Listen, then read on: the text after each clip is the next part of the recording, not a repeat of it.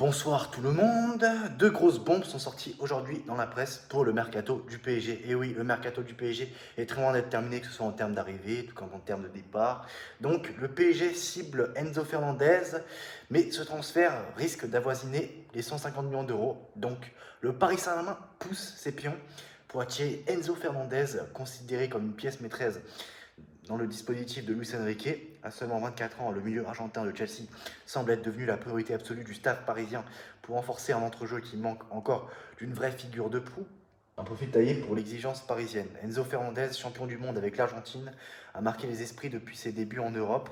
À Chelsea, son impact a été immédiat malgré l'instabilité chronique du club. Son intelligence de jeu, sa qualité de passe, sa capacité à manœuvrer dans des systèmes différents en font un mieux moderne et adaptable.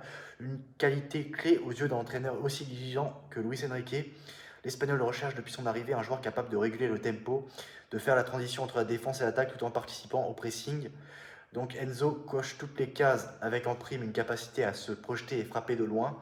Donc c'est donc logiquement qu'un chèque de 150 millions d'euros, dont 25 millions d'euros de bonus, aurait été mis sur la table de Chelsea, une somme folle mais probablement justifiée dans le contexte actuel. Donc un investissement à risque calculé, le PSG a souvent été critiqué pour sa stratégie de recrutement, préférant les noms ronflants au profil fonctionnel. Ce changement de cap amorcé avec Luis Enrique semble tendre vers plus de cohérence. Donc CB et Enzo Fernandez montrent la volonté de bâtir une équipe pensée autour du ballon plutôt qu'un patchwork offensif.